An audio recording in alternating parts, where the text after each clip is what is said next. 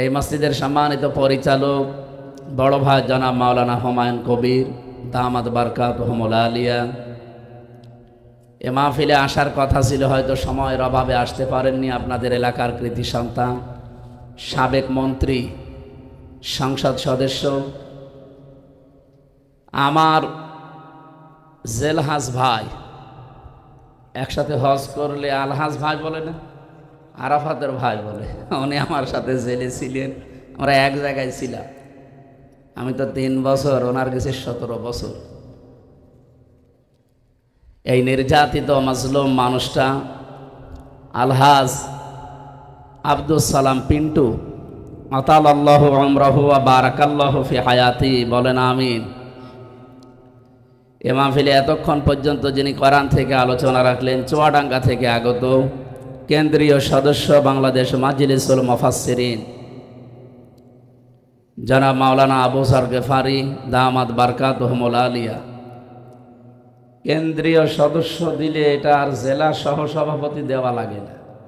কোথায় কেন্দ্র আর কোথায় জেলা, কারা লিখেছে এসব? কোনো কিছু লিখতে হলে চিন্তা ভাবনা করে লিখবেন। নুন আল কলামি ওয়া মা ইয়াসতুরুন। আল্লাহ তাআলা বলেন, আমি কলমের কসম দিলাম এবং কলম দিয়ে লেখকরা যা লেখে ওইটারও কসম দিলাম। খুব গুরুত্বপূর্ণ বিষয় লিখাটা। এ পৃথিবীতে আপনি হয়তো মারা যাবেন, কিন্তু যা লিখে যাবেন ওইটা তো আর মারা যায় না। কি ওটা মারা যায়? ওটা দিয়ে আফসোস করবে মানুষ। হাত্তা ইদা জাআতুহুমুস সাআতু বাগতাতান ক্বালু ইয়া হাসরাতানা আলা মা ফাররাতনা ফিহা। হঠাৎ করে যখন তাদের কাছে, এখানে সাআতুনের অর্থ 2টা, একটা কিয়ামত আর একটা মৃত্যু। যখন মরণ চলে আসবে তাদের কাছে, তার পেছনের জীবনের দিকে একটু ঘাড় ঘুরিয়ে দেখবে আর আফসোস করবে যে কি পাঠিয়েছি। আহুম ইয়াহমিলুনা আওযারহুম আলা যুহুরিহিম। তারা কিয়ামতের ময়দানে বহন করে নিয়ে বেড়াবে তাদের পাপের বোঝাগুলো একটার পরে একটা। যেহেতু ঝাড় মানে বোঝা আর আওজার এটা বহু বছর। এই জন্য লেখক যারা, সাংবাদিক যারা, ইউটিউবার যারা, এই সমস্ত মানুষদেরকে বলছি, যা লিখবেন, যা প্রচার করবেন চিন্তা ভাবনা করে করেন। কারণ এইটাই আপনাকে জান্নাতে নিয়ে যাবে অথবা এইটাই আপনাকে জাহান্নামে নিয়ে যাবে। আপনি একটু চিন্তা করেন তো, পৃথিবীতে সর্বপ্রথম কিন্তু আল্লাহ এই লিখা জিনিসের নাম দিয়েছেন কলম। পৃথিবীর সর্বপ্রথম তৈরি করা জিনিসের নাম কি? বলেন বলেন। আমরা অনেকে জানি যে আব্বালু মা খালাকাল্লাহু নূরি, সর্বপ্রথম আল্লাহ নবীর নূর বানিয়েছে। না, এটা জাল হাদিস। এটা হাদিসের নামে জালিয়াতি, অথবা এর সনদ মতন ঠিক নেই। এর মতন ঠিক থাকলেও সনদ ঠিক নেই। কথাটা কিন্তু ভালোই আছে, আব্বালু মা খালাকাল্লাহু নূরি, সর্বপ্রথম আল্লাহ নবীর নূর বানিয়েছে। কথাটা তো ভালোই লাগছে, কিন্তু কোরআন আর হাদিস বলে সর্বপ্রথম আল্লাহ কলম বানিয়েছে। কেন? আমি চিন্তা করে দেখেছি, পৃথিবীর যত ভালো কাজ আর মন্দ কাজের মূলে এই কলম। আব্দুস সালাম পিন্টু সাহেবকে 17 বছর এই যে অন্ধকার জীবনে রেখে দিয়েছিল একটা আবদ্ধ ঘরে। কি দিয়ে? কি কথা বলেন না কেন? আমার জীবনেও 3টা বছর কেড়ে নিল বিনা কারণে। কি দিয়ে? যারা জমি জাল দলিল করে নেয়। কি দিয়ে? না, এই এলাকায় মনে হয় জমি এখনো জাল দলিল হয় না। বহু মানুষ আছে, দেখতে ভালো লাগে, কিন্তু ভাইয়ের জমি আস্তে করে নিজের নামে জাল দলিল করে লিখে নিয়েছে। যারা এই যে শরিক ফাঁকি দেন, নিজের ভাই হোক, বোন হোক, মেয়ে হোক, ফুফু হোক, শরিক যারা ফাঁকি দিয়েছেন, স্পষ্ট কথা, আপনার 2টা ক্ষতি হবে। ওই দিন থেকে কোনোদিন আর জীবনের কোনো ইবাদত আল্লাহর দরবারে কবুল হবে না। শরিক যারা ফাঁকি দেয়। একজন আবার হাত তালি দিচ্ছে, ও মনে হয় ঝামেলায় পড়েছে। 2 নম্বরে, আপনি যখন মারা যাবেন আপনার ঈমান নসিব হবে না, আপনি বেঈমান হয়ে মারা যাবেন। বলেন তো, অন্য বছরের কথা বাদ দিলাম, এই 17 বছর যারা দায়িত্বে ছিল এরা কত কিছু মেরে খেয়েছে মানুষের। হয় ভাইয়েরটা, বোনেরটা, সন্তানেরটা, ফুফুরটা, নয় জনগণেরটা। যারা জনগণের সম্পদও এভাবে মেরে খেয়েছেন। এক পদ্মা সেতু বানাতে যদি 1000 কোটি টাকা লাগে, আপনি টাকা নিয়েছেন 3000 কোটি টাকা, ওইটা দিয়ে আরো 3টা বানানো যেত। তো এইভাবে যারা আত্মসাৎ করলে, যেদিন এরকম কর্মকাণ্ডে আপনি জড়িত, ওই দিন থেকে আপনার জীবনের কিচ্ছু কবুল হয়নি আর। তাহলে আপনি হজ করেছেন, এই হজটা মাঠে মারা গেছে। এই কথা বললেন না কেন? আপনি মাদ্রাসা বানিয়েছেন, ও মাদ্রাসাও কবুল হয়নি। আপনি যা করেছেন দুনিয়ায় ভালো কাজ, ওই পর্যন্ত শেষ, আর আকাশে ওঠে না। 2 নম্বরে, আপনি যখন মারা যাবেন, এই সম্পদগুলো তাকে ফেরত না দিয়ে, এই হক যদি আদায় না করে মারা যান, আপনি ঈমান পাবেন না, বেঈমান হয়ে মরবেন। তিরমিজি শরীফের এই হাদিসকে আমি বানিয়ে বললাম, জবাব দেন, বানিয়ে বললাম। আমাদের জীবনে যেন এর পুনরাবৃত্তি না ঘটে। আবার যারা করেছে তো করেছে, মরেছে, আমরা যেন আর না করি। নাকি আমরাও আবার করার জন্য প্রস্তুতি নেব? না, আমরা সতর্ক হব ইনশাআল্লাহ। অনেক মানুষ, এই যে মেয়েরা বিভিন্ন জায়গায় যারা বনের জমি মনে করে যে বনের জমি নাই, মাঠের তা দিলাম, বাড়িটাও দেওয়া লাগবে। কেন? ওইটা কি আপনার বাবা জন্ম দেয়নি, নাকি ও কি ডাউনলোড করে নিয়ে এসেছে? আপনি বাবা জন্ম, এই জন্যে আপনার জমি সব জায়গায় পাবেন, বাড়ি পাবেন, মাঠে পাবেন। আর ও মেয়েটা, ওটা আপনার বোন না? ওরে আপনার বাবা জন্ম দেয়নি? ওরে শুধু মাঠের তা দেবেন আর বাড়িরটা বলবেন তোর জন্য দোয়া করে দিলাম, যা, আর মাঝে মাঝে আসবি। একটা কথা হইল, সাহাবা একরাম যখন জমি জায়গা বাড়ি ঘর ভাগ করতেন, খাবারের জন্য যে পানি খেতে গ্লাস লাগে, এই গ্লাস পর্যন্ত বোনকে ভাগ করে দিতে। এরকম মানুষ দেশে পাওয়া যায় খুব কম। এই কথা বললেন না কেন? আরে এইটা আসল জিনিস। নামাজ তো মানুষ এমনি পড়বে, রোজা তো মানুষ রাখবে, কিন্তু এই বাস্তবতার ইবাদতগুলো মানুষ অধিকাংশগুলো করতে চায় না। বলে এ আর কি, এতটুকুই কিছু হবে, হবে না মানে আপনি টের পাবেন যখন দেখবেন মারা যাওয়ার পরে যে কিছুই কবুল হয়নি, তখন টের পাবেন। আল্লাহ আমাদেরকে তুমি বাঁচাও, বলেন আমিন। এই কলমের দ্বারা যত অপরাধ দুনিয়াতে হয়, পৃথিবীর অন্য কিছু দিয়ে এত অপরাধ হয় না। আর এই কলম দ্বারাও যত ভালো কাজ হয়, পৃথিবীর অন্য কিছু দিয়ে এত ভালো কাজ করা যায় না। হুমায়ুন আহমেদের নাম শোনেননি? এটা মনে হয় টাঙ্গাইল না? ওর বাড়ি ছিল মনে হয় নেত্রকোনা। উনি যতগুলো বই লিখেছে তার ভেতরে অন্যতম একটা বই পবিত্র ভালোবাসা। পড়েছেন কোনোদিন? আমি উপন্যাস পড়েছিলাম, পরবর্তীতে এটা দিয়ে সিনেমা বানিয়েছে। বাংলাদেশে নেকেড মহিলা যত আছে তার ভেতরে অন্যতম একজন, রাজশাহী বাড়ি, ওই মহিলাকে দিয়ে নায়িকা বানিয়েছে এবং নায়ক বানিয়েছে চট্টগ্রামের একজনকে দিয়ে। একটা হিন্দুর পাঠ দিয়েছে তারে, আর এই মুসলমান বোরকা পরা একটা মেয়ে, কলেজের ছাত্রী। আর এই হিন্দু এই ব্যাটার সাথে মন দেওয়া নেওয়া, শেষ পর্যন্ত তারা পালিয়ে বিয়ে করেছে না। সম্মানিত ভাইরা, উনি লিখে মারা গেল। এই যে হিন্দু আর মুসলিম 2 জন ছেলে মেয়ে বিয়ে করেছে, এই বিয়ে কি জায়েজ? বলেন বলেন। ওয়ালা তানকিহুল মুশরিকিনা হাত্তা ইউমিনু, যতক্ষণ পর্যন্ত একজন অমুসলিম এই ঈমান গ্রহণ না করবে, তার সাথে আত্মীয়তা করা জায়েজ নেই একজন মুসলিম। এই ঘোষণা কি আমি বানালাম? বলেন বলেন। আমরা দেখেছি বাংলাদেশে অনেকে এই কাজ করেছে, ছেলে মুসলমানের, মেয়ে খ্রিস্টানের। এটা আমি বানালাম না, এদেশে হয়নি। এ কি বিয়ে হয়েছে? কোরআন হাইলাইট করে আপনি কোরআনকে বাদ দিয়ে পারিবারিক জীবন গঠন করলেন, আর বলেন যে আমি দেশপ্রেম দেখিয়েছি, আমার পোশাক আশাক যা আছে সব বিদেশি, আমার মাথার যে ক্যাপ ছিল ওটা বিদেশি, সকালবেলা যে বিরাস করে এসেছে ও বিরাসও বিদেশি, প্রেস্ট বিদেশি, পায়ের জোতা থেকে শুরু করে মাথার সব কিছু বিদেশি, বিয়ে করেছে বিদেশি, সন্তানাদি বিদেশি, আর দাবি করে দেশি। এরকম মানুষ দেশে ছিল না? বলেন। আমাদের এখানে শিক্ষা নেওয়া দরকার। এই যে এই লোকটা বই লিখে চলে গেল, এই মুসলিম মেয়েটাকে এই বোরকা পরা মেয়েটাকে কালার করার জন্য এই বইটা লেখা হয়েছিল, যে মুসলমানদের বোরকা পরা মেয়েরা পর্দাশীল, যারা পর্দাশীলা এই মহিলারা কত নিচে নামতে পারে। এই সিনেমাটা প্রায় 4,500 ভাষায় রূপান্তর হবে, বিভিন্ন দেশে যাবে, ডাবিং হয়ে ওই দেশের ভাষায় মানুষ দেখবে।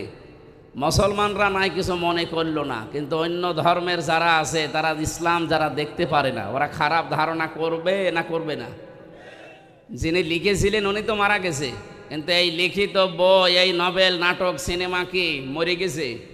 এই যতদিন পর্যন্ত থাকবে, যত মানুষ ইসলাম এবং আল্লাহর এই বিধান পর্দা নিয়ে খারাপ ধারণা করবে, ওর আমল নামায় এই গোনাগুলো যেতেই থাকবে। আল্লাহ এই জন্যে ছাড় না দিয়ে আওসার দিয়েছেন, যে আপনি হয়তো মারা যাবেন। আমার এই যে 33 বছর বয়স, 33 বছরে যদি আমি 33 মন গোনা করে মারা যাই, ওই গোনার বোঝা আল্লাহ আমার মাথার উপরে চাপিয়ে দিলে তো আমার বিচার শেষ হয়ে যাওয়ার কথা। কিন্তু আমার মাথার উপর যদি কিয়ামত আসতে আসতে 33,000 মন গোনা আল্লাহ চাপিয়ে দেয়, আমার কথার অর্থ বুঝেছেন? ওই যে উনি কলম দিয়ে যে লিখেছিল মারা গেল, উনি হয়তো মারা গেছে 70-80 বছর বয়সে, 80 মন গোনা নিয়ে। কিয়ামত আসতে আসতে এটা 80,000 মন হবে না? এরকম কোনো কাজে যেন আমরা জড়িত না হয়। খালি সাদগায়ে জারিয়ার নাম শুনি, এর পাশাপাশি যে গোনায়ে জারিয়াও আছে অনেকে আমরা জানি না। খালি সাদগায়ে জারিয়া আছে, গোনায়ে জারিয়া নেই। এজন্য আমার কথা ছিল, সর্বপ্রথম আল্লাহ যেহেতু কলম বানিয়েছে, আর কলম দিয়েই যত ভালো কাজ এবং মন্দ কাজের সূচনা হয়, আমরা কলমের ব্যবহার সঠিকভাবে করতে চাই। আগামীতে কোনো জায়গায় কোনো কিছু লিখলে সঠিকটা লিখবেন। আজকের প্রধান আলোচক উনি কেন্দ্রীয় সদস্য বাংলাদেশ মাজলিসুল মুফাসসিরিন, এটা আলেমদের একটা সংগঠন সারা বাংলাদেশে। এজন্য জেলার সহসভাপতি এই নিম্ন পদটা দেওয়ার আর দরকার নেই। আল্লাহ তার আলোচনা কবুল করেন। সার্বিক তত্ত্বাবধানে যিনি আছেন জনাব আমিনুল ইসলাম, জনাব ফরহাদ আলী। এই মাহফিলে উপস্থিত আছেন মাওলানা হোসাইন আহমেদ মাহফুজ সহ নামনা জানা বহু আলেম ওলামা আছে। বিশেষ করে আপনাদের 201 গম্বুজ মসজিদ, এই টাঙ্গাইল জেলা অন্য কেউ অনেকে না চিনলেও এই মসজিদটা অন্তত চিনি। আল্লাহর ঘরের কারণে জেলার দামও বেড়ে গেছে, পরিচিতিও আল্লাহ বাড়িয়ে দিয়েছেন। সেখানকার সম্মানিত খতিব, ইসলামিক চিন্তাবিদ মুফতি আব্দুল্লাহ আতালাল্লাহু উমরাহু ওয়া বারাকাল্লাহু ফি হায়াতি, বলেন আমিন। সম্মানিত ভাইরা, আপনারা বসতেও পারছেন না, কারণ সারাদিন সারা রাত বৃষ্টি হচ্ছে। ভেজা জায়গায় যারা দাঁড়িয়ে আছেন, কোনো এবাদতে যদি কষ্ট বেশি হয়, ওই এবাদতে সওয়াব বেশি হয়। আমার মনে হয় এটা যদি আরামে শান্তি নিয়ে বসে শুনতে পারতেন, যে সওয়াব হয়তো আজকে ডবল সওয়াব হবে। কি কথা বলেন না কেন? এই জন্য কষ্ট যারা করছেন, স্বীকার করলেন, আপনাদের সওয়াব যেন আল্লাহ পরিপূর্ণ করে ডবল করে দেয়। আরো জোরে বলেন। পৃথিবীতে 3টা কাজে সওয়াব ডবল হয়, আর 3টা কাজে গোনাও ডবল হয়। 3টা কাজে সওয়াব বেশি হয়, ডবল হয়। কোন কাজে? তার 1 নম্বরে কোরআনের জন্য যদি কেউ কষ্ট করে, ওই কষ্টের জন্য আল্লাহ তাকে সওয়াব ডবল দেবে। জিহাদের ময়দানে যদি কেউ কাজ করে, ওই জিহাদের কারণে আল্লাহ তার সওয়াব দেবেন ডবল। পরিবারস্থ লোকদের জন্য কোনো মানুষ যদি দুনিয়াতে কাজ করে, পরিবারের মুখে হালাল খাবার তুলে দেওয়ার জন্য যারা শ্রম দেয়, কষ্ট করে, আল্লাহ তাদেরও সওয়াব, উজরত, পারিশ্রমিক ডবল দেবেন। সিস্টেম অপর পৃষ্ঠায় দেখুন, এই দুনিয়াতে যারা 3টা অপরাধ করবে, ইদাআফ লাহুল আযাবু ইয়াউমাল কিয়ামাহ ওয়া ইয়াখলুদ ফীহি মুহানা। সূরা ফুরকানের ভেতরে আছে ৭০ নম্বর আয়াতে আল্লাহ জানিয়েছেন, এই পৃথিবীর ময়দানে শেষ করার পরে কিয়ামতের দিন তাদের এই শাস্তিগুলো আমি আল্লাহ ডবল করে দেব, এবং নিকৃষ্ট একটা জায়গায় অবস্থান করার জন্য তাদেরকে পাঠাবো, চিরকাল সেখানে তারা থাকবে। এই যে 3টা অপরাধের শাস্তি ডবল হবে, আমাদের জীবনে যেন এগুলো না আসে। ওয়াল্লাযীনা লা ইয়াদউনা মা'আল্লাহি ইলাহান আখার।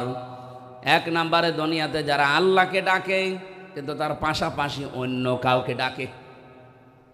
আপনি আল্লাহকে একেবারেই ডাকে না তা না। ওয়াল্লাযীনা লা ইয়াদউনা মা'আল্লাহ, মা মানে সঙ্গে সাথে, আল্লাহকে ডাকে ইলাহান আখারা, কিন্তু অন্য কাউকে এর সাথে তারা জুড়ে দেয়। আর এই গণাটা সবচাইতে বেশি বাংলাদেশ আর ভারতে। কি ঘুমাচ্ছেন আপনারা? আজকে থেকে আপনি আল্লাহকে ডাকবেন, পাশাপাশি অন্য কাউকে আর ডাকা যাবে না। বিভিন্ন দরগায় দুর্গায়, বিভিন্ন মাজারে, কত জায়গায় দেখবেন দরবারে আল্লাহকে ডাকছে, পাশাপাশি আর একজনকে জুড়ে দেয়। এটা ব্রাহ্মণবাড়িয়া, কুমিল্লা এলাকায় বেশি পাবেন।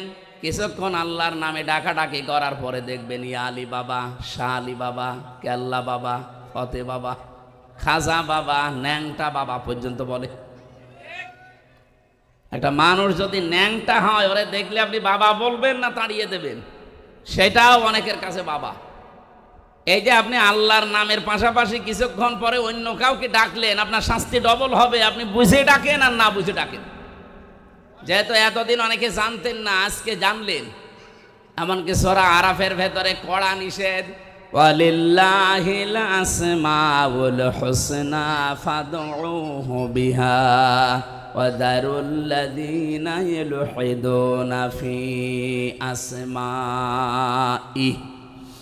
সূরা আরাফের 181 নম্বর আয়াতে আছে, রব্বুল আলামিন বলেন, এই পৃথিবীর ময়দানে আমার বহু সুন্দর সুন্দর নাম আমি পাঠিয়েছি, ডাকো, যে নামে পারে ডাকো।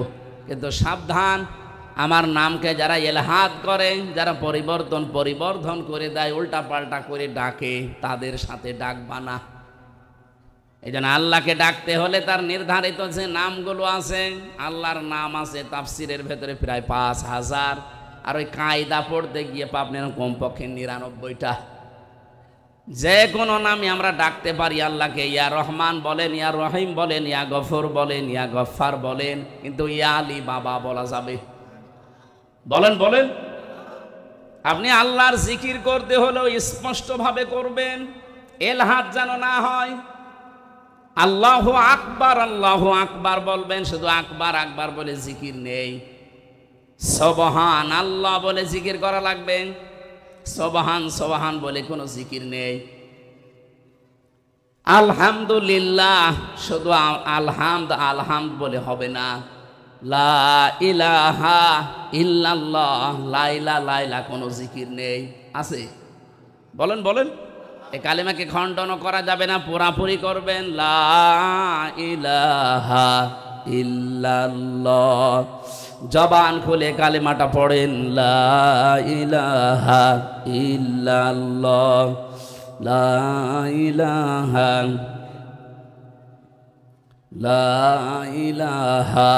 ইল্লাল্লাহ, লা ইলাহা ইল্লাল্লাহ মুহাম্মাদুর রাসূলুল্লাহ।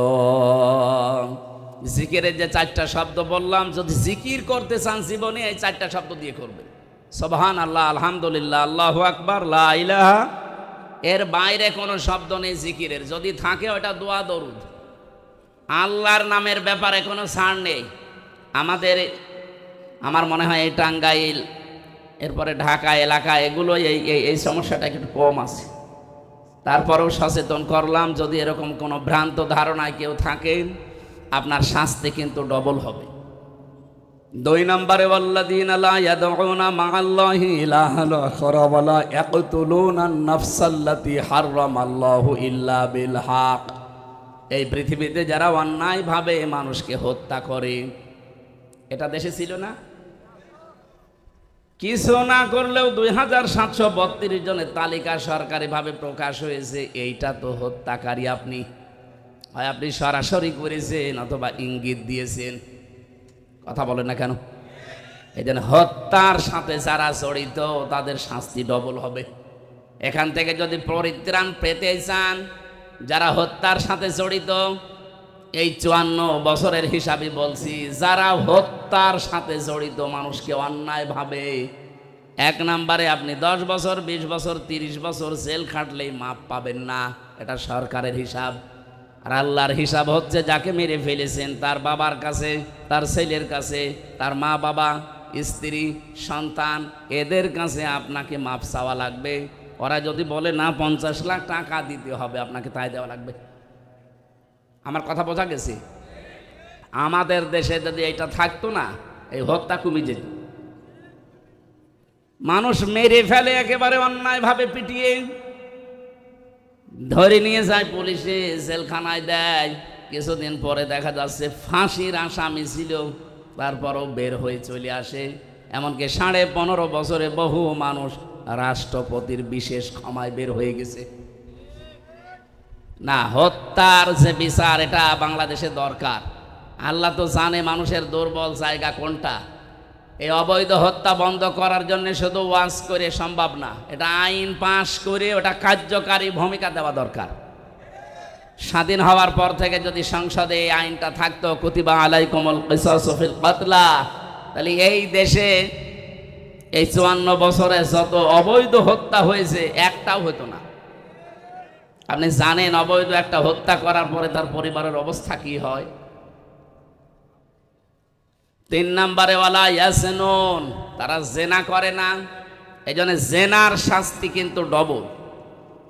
যারা দুনিয়াতে জেনা করবে, জেনা শুধু লজ্জায় স্থানেরটাই না, হাতের আছে, মুখের আছে, চোখের আছে, হৃদয়ের আছে, বিভিন্ন জেনা আছে। এই জেনাগুলো থেকে আমরা মুক্ত থাকব ইনশাআল্লাহ। তাহলে 3টা কাজে সওয়াবও হয় ডবল, 3টা কাজে শাস্তিও হয়। আল্লাহ আমাদেরকে মেনে চলার তৌফিক দিন, আমিন। আজকের তেলাওয়াতকৃত আয়াত আপনাদের পরিচিত, সবাই আমার মনে হয় অনেকেই মুখস্থই আছে। সূরা মাউন 7টা আয়াত দিয়েছেন আল্লাহ, গুরুত্বপূর্ণ কিছু তথ্য দিয়েছেন এই আয়াতের ভেতরে। আমার সবচাইতে আজকের আলোচনায় নিয়ে এসেছি ফাযালিকাল্লাযী ইয়াদউল ইয়াতীম, এই আয়াতটা আমরা আরম্ভ করছি কোরআন থেকে। আপনারা শুনবেন না চলে যাবেন? আজকে জমার দিন না?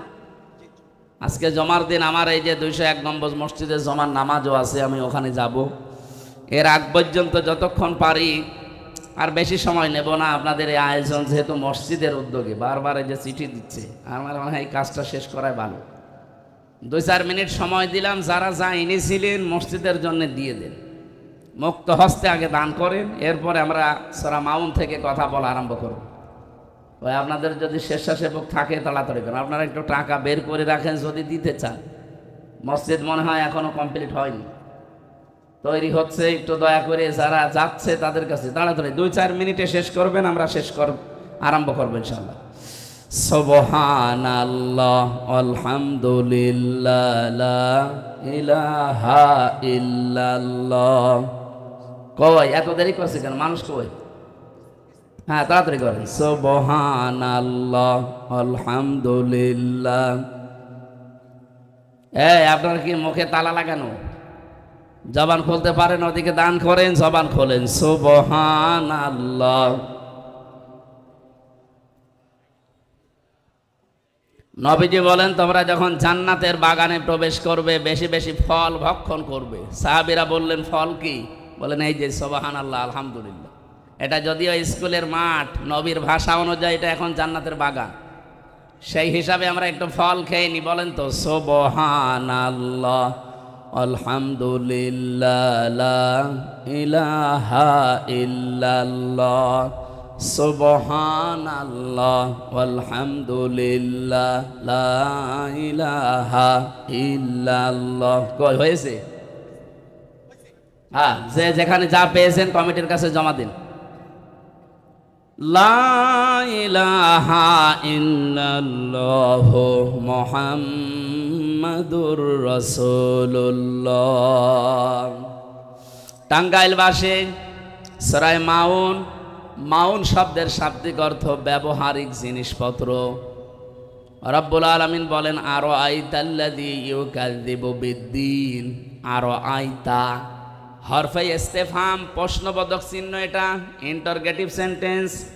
আল্লাহ প্রশ্ন দিচ্ছেন, হে নবী আপনি কি দেখেছেন ওই মানুষগুলো যারা কিয়ামতের দিন যে বিচার হবে এটা বিশ্বাস করে না, কিয়ামত যে আছে এটা বিশ্বাস করে না, আপনি কি এরকম মানুষ দেখেছেন? বিশ্ব নবী বলেন, কই, আমার সাথে যারা চলাফেরা করে, আমার আশপাশে থাকে, এদের ভেতরে তো আমি আচরণ পাই না। এরা তো মনে হয় যে কিয়ামতে বিশ্বাসী। এখানে আমরা যারা আছি কিয়ামত হবে বিশ্বাস নেই কার? হাত তোলেন তো। আছে? নেই। তার মানে এখানে নারী পুরুষ যারা আছি, অন্য ধর্মের হয়তো লোক নেই, এই জন্য আমরা বিশ্বাস করলাম যে কিয়ামত হবে। এমনকি হিন্দু ভাইরা যারা আছে তারা কিয়ামত হয়তো বিশ্বাস করে না, কিন্তু পুনরুত্থানে বিশ্বাস করে যে আমার আবার ওঠা লাগবে। এইটাই তো আমরা বিশ্বাস করি যে আমাদেরকে আবার ওঠা লাগবে। ওদের বিশ্বাস হচ্ছে পৃথিবীতে আমাদেরকে আবার ফেরত পাঠানো হবে আমাদের ভালো কাজ মন্দ কাজের কারণে। ভালো কাজ করলে ভালো ভালো মানুষ করে পাঠাবে, আর মন্দ কাজ করলে কুকুর সিগার বিড়াল করে পাঠাবে। তা আমাদের বিশ্বাস আমাদের মারা যাওয়ার পরে আবার ওঠা লাগবে। সুম্মা ইলাইনা তুরজাউন, এরপরে আবার ফিরে যাওয়া লাগবে আল্লাহর কাছে। সাহাবীরা জিজ্ঞাসা করলেন, হে নবী, এই আয়াতটা নাযিল হওয়ার পরে আল্লাহ কি আপনাকে আর কিছু জানিয়েছে? নবীজি বললেন, এ পর্যন্ত নাযিল হওয়ার পরে ফেরেশতা জিবরাইলের সাথে আমার কথোপকথন হচ্ছিল যে কই আমি তো কিয়ামতে অবিশ্বাসী মানুষ আমার সামনে পাই না, আমার আশপাশে যারা আছে এরা তো সব দেখি কিয়ামতে বিশ্বাসী। রব্বুল আলামিন বলেন, না ফাযালিকাল্লাযী ইয়াদউল ইয়াতীম, হে নবী কিয়ামত বিশ্বাস করে না ওই মানুষগুলো যারা এতিমের গলায় ধাক্কা দেয়। টাঙ্গাইলবাসী এতিম মানে কি?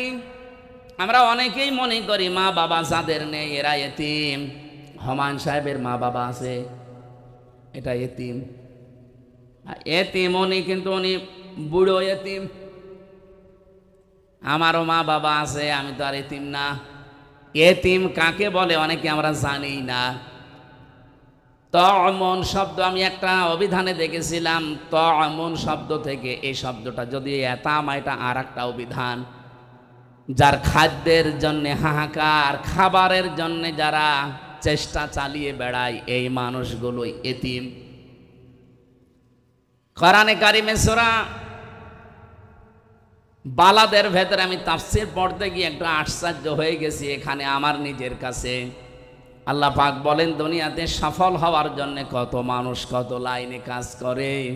আপনি কি জানেন যারা সফল হবে তাদের কাজ দুনিয়ায় কি কি হবে? ফালাকতা হামাল আকাবাতা ওয়া মা দারাকা মাল আকাবা। হে নবী, ওরা গিরিপথ পাড়ি দিতে রাজি না, অথচ এই গিরিপথ, এই কঠিন দুর্গম পথ পার হয়ে আমি আল্লাহর জান্নাত অপেক্ষা করছে। তো পৃথিবীর অধিকাংশ মানুষ এই গিরিপথ, এই দুর্গম পথ পাড়ি দিতে রাজি না। আপনি কি জানেন সে পথটা কি?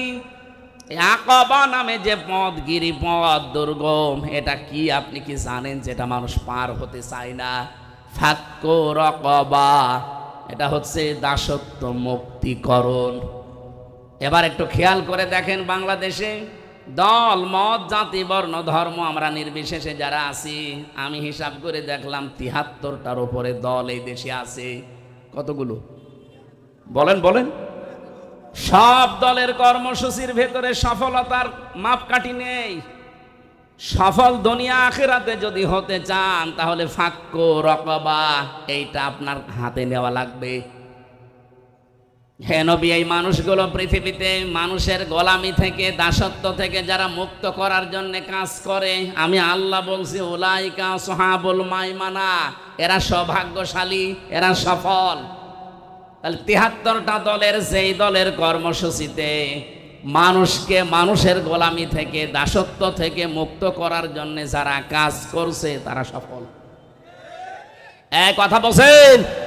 আর আমি নিজে হিসাব করে দেখলাম, এই বাংলাদেশে এই কর্মসূচি প্রথমেই পালন করে জামাত ইসলামী। এরা চায় মানুষকে মানুষের গোলামি থেকে, দাসত্ব থেকে মুক্ত করে আল্লাহর গোলাম বানাতে। কারণ আল্লাহুল খালকু ওয়াল আমরু, জমিন বানিয়েছে আল্লাহ, এখানে সিদ্ধান্ত চলবে কার? কিছুদিন আগে একটা কমিশন রিপোর্ট দিয়েছিল, আমি দেখলাম ১৩টা কোরআনের আয়াতের বিরুদ্ধে তারা অবস্থান নিয়েছে। তার ভেতরে ১ নাম্বার এইটা, ওরা বলছে দেহ আমার, সিদ্ধান্ত আমার। দেহ আপনার হয় কি করে? আপনার বাবা আর মা শুধু বিছানায় ছিল, এতটুকুই শেষ। বাকি যা করার সব এই হামসা পর্যন্ত কে করেছে?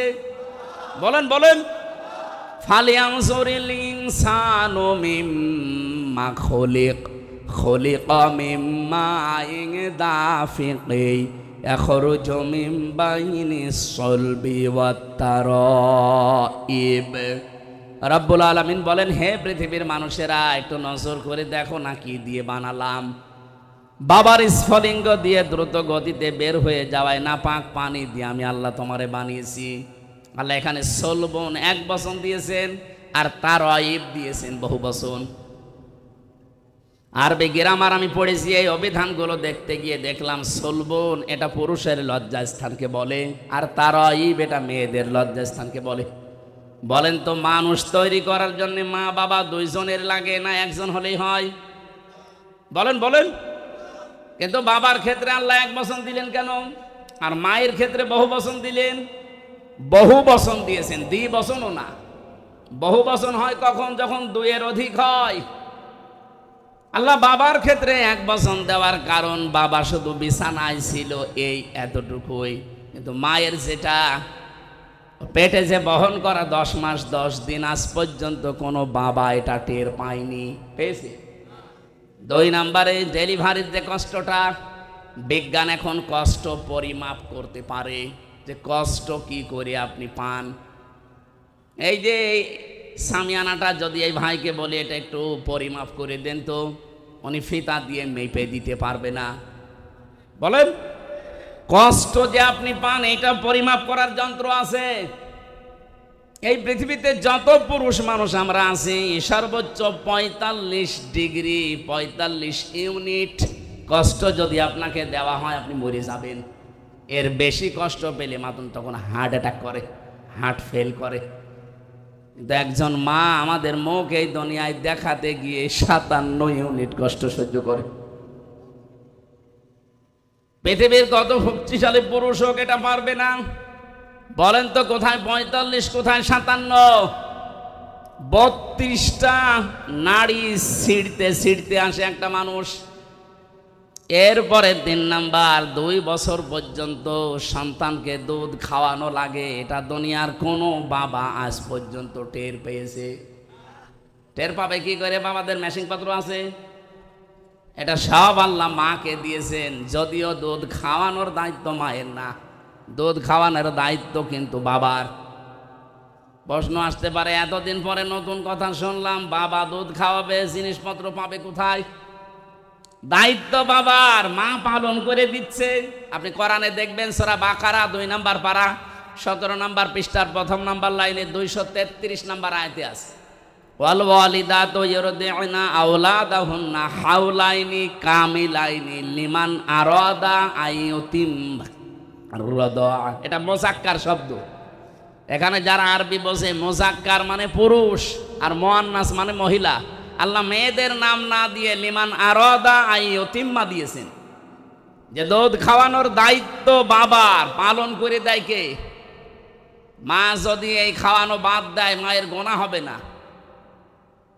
এটা আমার মনে হয় মাইকে না বলাই ভালো ছিল।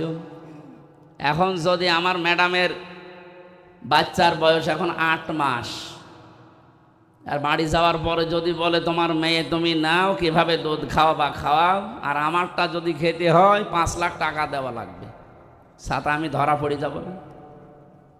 থক্কু কি বলে না যে ভুল হয়ে গেলে? এটা আমার মনে হয় মাইকে বলা ঠিক হলে না, এটা কাটিং করে দিয়ে। দুধ খাওয়ানোর দায়িত্ব পেলাম কার বলেন তো? বাবার। মা পালন করে দিচ্ছে 2 বছর পর্যন্ত। এই যে 3টা কষ্ট দুনিয়ায় কোনো বাবা পায়নি, এই জন্য আল্লাহ তারাই বহু বচন দিয়েছেন। নবীজি আয়াতের ব্যাখ্যা করতে গিয়ে জানিয়েছেন, পৃথিবীতে বাবার চাইতে মায়ের সম্মান কমপক্ষে 3 গুণ আল্লাহ বেশি দিয়েছেন। হক, তাদের মর্যাদা, সম্মান। আল্লাহ আমাদের মায়েদের প্রতি যে হক আছে এগুলো পালন করার তৌফিক দেন, বলেন আমিন। আমি যে কথা জানাচ্ছিলাম, যে পৃথিবী তৈরি করেছে আল্লাহ, এখানে বিধান দেওয়ার ক্ষমতা একমাত্র কার? সুতরাং আমরা যদি সফল হতে চাই, তাহলে এই কাজ আমাদেরও হাতে নেওয়া লাগবে। আমরা চাই মানুষকে মানুষের গোলামি থেকে, মানুষের দাসত্ব থেকে মুক্ত করে আল্লাহর দাস বানাতে। আর এই কর্মসূচি জামাত ইসলামী বাংলাদেশের হাতে আছে। তারা চায় জমিন আল্লাহর বিধান চলবে কার? আও ইয়াতামুন ফি ইয়াউমিন ফি মাসগাবা, যে মানুষগুলো অসহায় নিঃস্ব তাদের খাবারের ব্যবস্থা যারা করে, এই কর্মসূচিও আমরা দেখি যারা একামতে দিনের দায়িত্ব পালন করে তাদের আছে। আগস্টের 5 তারিখের পরে কত জায়গায় বন্যা, জলোচ্ছ্বাস, কত জায়গায় দুর্ভিক্ষ পর্যন্ত লেগেছিল ওই ফেনীতে, কুড়িগ্রামে। এই দেশে সবাই কম বেশি চেষ্টা চালিয়েছে, বাংলাদেশ জামাত ইসলামী সর্বোচ্চ নিয়ে গিয়ে গেছে। কারণ তারা জানে সফল হতে হলে এই কর্মসূচি হাতে নেওয়া লাগবে। আমিরে জামাতের কর্মজীবন দেখেননি আপনারা? এটা মুরব্বী মানুষ, 60, 62, 64 বছর বয়স, দাড়িগুলো পেকে, চুল পেকে সাদা হয়ে গেছে। এ পর্যন্ত পানির ভেতরে নেমে কুড়িগ্রামে, ফেনীতে খাবার দিয়ে বেড়াচ্ছে। একটা একটা করে এখানে 5টা কর্মসূচির কথা আছে। আমার যেহেতু আর একটা কাজ আছে, এই জন্য আমরা খুব তাড়াতাড়ি করছি। এখানে কিয়ামত তারা বিশ্বাস করে না যারা এতিমের গলায় ধাক্কা দেয়, এতিমের খাবারের ব্যবস্থা করে না। এতিমাংদা মাকরবা, নিকট আত্মীয়র ভেতরে যারা এতিম অসহায়, এই মানুষগুলোর পেছনে পাশে দাঁড়ানোর কথা আল্লাহ জানিয়েছেন কোরআনে। এরপরে ফাযালিকাল্লাযী ইয়াদউল ইয়াতীম দেওয়ার পরে দিয়েছেন ওয়ালা ইয়াহুদ্দু আলা তুআমিল মিসকিন। হে নবী, যারা মিসকিনকে খাবার দেয় না, এখানে সাকান থেকে এসেছে শব্দটা। বসবাস করার জায়গা নেই যাদের, এই মানুষগুলোকে ঘরও নেই, এদেরকে মিসকিন বলা হয়। যারা মানুষের মাথা গোজার ঠাঁই তৈরি করে দেয়, এ তো বাস্তবতা আমরা দেখি, অনেকের ঘর আরো কেড়িয়ে নেয়। তার মাথা গোজার ঠাঁই তৈরি করে দেওয়া এতিম অসহায় যারা মিসকিন, এই মানুষগুলোকে নিজে খাবার দেওয়া, খাবারের জন্য উৎসাহ তৈরি করা, এই কর্মসূচিগুলো আমরা দল মত নির্বিশেষে যেন হাতে নিতে পারি। তাহলে আপনি কিয়ামতে বিশ্বাসী। আর যদি এই কাজগুলো না করেন, আপনি যতই নামাজ পড়েন, রোজা রাখেন না, আপনি কিয়ামত বিশ্বাস করেন না। এরপরে যে কথাগুলো আছে, কঠিন কঠিন বিষয় দিয়েছেন। ফাযালিকাল্লাযী ইয়াদউল ইয়াতীম ওয়ালা ইয়াহুদ্দু আলা তুআমিল মিসকিন ফাওয়াইলুল লিল মুসাল্লিন। এক একটা আয়াতের ভেতরে হাজার হাজার কথা আছে। আমরা আরো আগের থেকে শুরু করতে পারলে আয়াতগুলো শেষ করতে পারতাম। এখন যেই আবার মসজিদে ওঠা লাগবে, সময় নেই। 11টা বাজতে চলছে, আমি আর টানতে পারছি না। এখন আমি গোসলও করি না, সারা রাত এমনিতে জাগা। এখন যে গোসল করে মসজিদে কথা বলবো, এই ফাওয়াইলুল লিল মুসাল্লিন থেকে, এখান থেকে আরম্ভ করব। যতদূর পারি আমি আজ মসজিদে কথা বলবো। যাদের সময় আছে আশপাশ থেকে যদি যেতে পারেন ওখানে যাবেন। আল্লাহুম্মা আমিন।